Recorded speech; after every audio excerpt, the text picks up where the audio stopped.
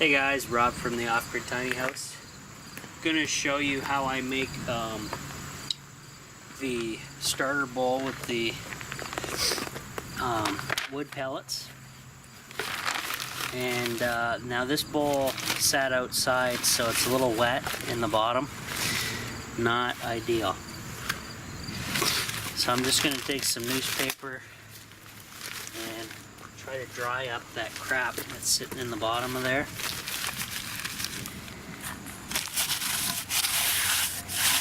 But it should cook off fairly quickly. Anyway, once we get going, that's about good enough. I'm just going to toss that newspaper. So, first thing I do, guys, I'll take whatever newspaper I got left here and I'll kind of shred it, stuff it down in there, and then we'll throw some of the wood pellets on board.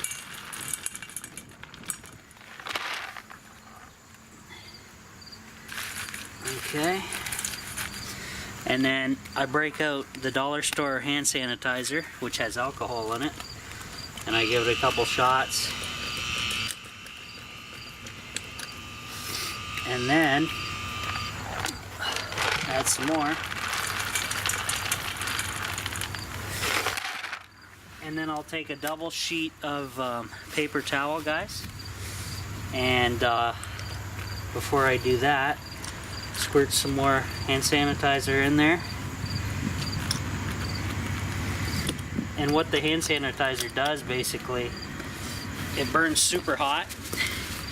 And because the wood pellets are fairly dry and seasoned, it's gonna make life easy for when I go to town and start a fire with this thing. And this is gonna be my second burn off for the stove outside. Had a few days of rain here, so you know, I had to kind of put things off for that. And I guess there's more rain on the way. So basically, now that that's coated, I'm going to just give it a shot here in the center. And when it heats up, it's going to liquefy this gel. And basically, it's going to be a nice starter. And I'll just move the camera here, guys. I'm going to put it in the stove and get us started, get us cooking here. There we go. Now I still got to clean out the stove, but that we'll get to that. Not a big hurry on that since I'm doing another fire. I just swept back some of the debris from the fresh air intake. So this bad boy I'm going to light up, and I'm going to leave the front door open on this thing, and obviously remove this rag and go from there.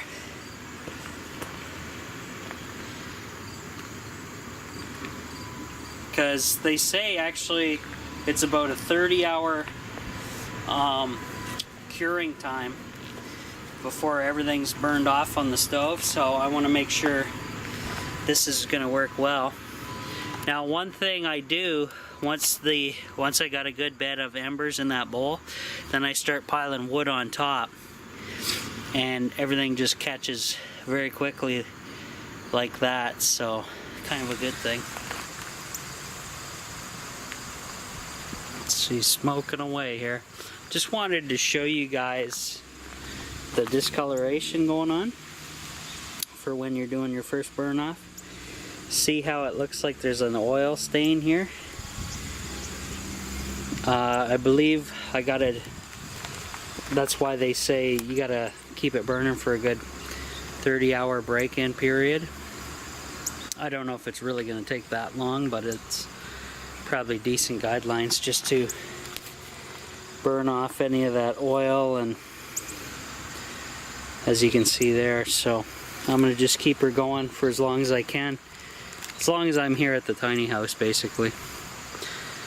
Give it a good burn off, because the first burn off I ran out of time because of that remnants of that hurricane that came through from Gordon, and it rained for like 2 days straight just after I finished up with my burn, and I was only about 6 hours maybe out of the 30, so I definitely gotta have lots of catch-up time here to go before this baby goes inside the tiny house. So I'll just keep working on it. Hey guys, Rob from the Off-Grid Tiny House, still out here playing with the new Grizzly Cubic Mini wood stove, and I've been just using behind me here on the ground just some scrap pallet wood that all the nearby industries discard to the road, and I just pick out the good stuff, stuff that's not painted or treated, and then I just break it down into smaller pieces and go from there. I'll show you stuff like this. Just I break it down into small pieces to fit into the stove, and I'm gonna have a ton of firewood just off of pallets alone. So this is turning out to be really good buy. It's basically, I can collect the stuff throughout the summer, the pallet wood, process it down, and then obviously by then it'll be seasoned up pretty well. But for now I'm just doing the burn off here. The oil is almost to the entire edges of the top of the stove, which is good. And I've been just feeding the fire because that's what you gotta do, keep it going. So I'm liking this, how it's gonna turn out. I'm really liking this. Alright guys, I'm just gonna show you, I have the fresh air all the way open, but watch what happens when I open this door. This thing just goes ham. It sucks up a whole ton of oxygen and wants to come out of there. So you see some of the flames coming out? That's not good. So I like to keep the door shut, even though it's on full open. Once you give it that extra air, it just goes to town. So what I really want to do is, why I'm keeping the door shut, is to burn that black stuff off the glass, and go from there. And when the door is shut, it seems to like it almost damps down the fire, even though the fresh air is wide open, from what I can see anyway. It looks wide open.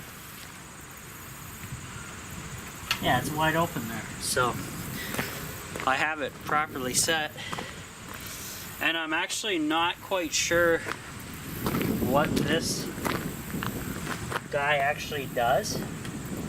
He opens something, but I just once the fire's going, I just close that and just run the fresh air. But it's burning fairly clean. Oops. If you guys can see this.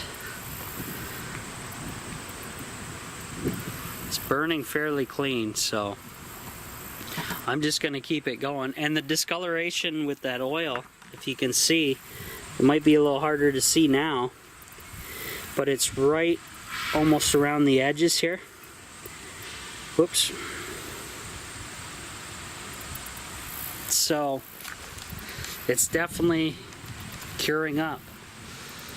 So I just want to keep a constant fire going with my little bundle here. And the bowl is actually still in there. Basically, when the bowl is burned enough where it's housing a bunch of embers and coals, all I do is throw wood on, and it just lights up right away. And I've been piling stuff on the sides of the bowl. That way I can stack up a bunch of wood on either side, and then when the fire feels like it, it'll crawl over and start eating into that wood there. But the fresh air in the front here, guys, is the only thing I think I'm going to modify. It says not to modify it, but to keep the oxygen flowing clearly and well into the fireplace, I need to build like a stainless steel 90-degree turn. So I just lay the stainless in there, put a 90-degree bend on it, and then that way the ash, when the ash is burning down, it doesn't fall in front of the air intake and choke the fire off.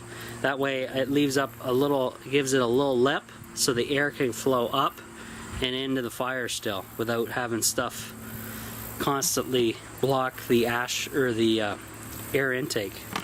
So I think I'm going to do that once I cure this guy off pretty well. But just little things, anything you get new, you think you can improve on or make life easy for yourself, that's the way to go. And I don't think it's going to cause any issues, because it's basically just, it's providing better airflow to the unit. It's not like I'm doing major changes to this thing. Now, one thing I should have done is remove that sticker on the cap. It's basically melting onto the pipe, and I can't do anything about it now, so that was a mistake. So make sure, if you guys buy that pellet stove kit, remove that bottom sticker on there, because that was, I thought because it's made out of like a metal foil that it wouldn't do that, but I was wrong.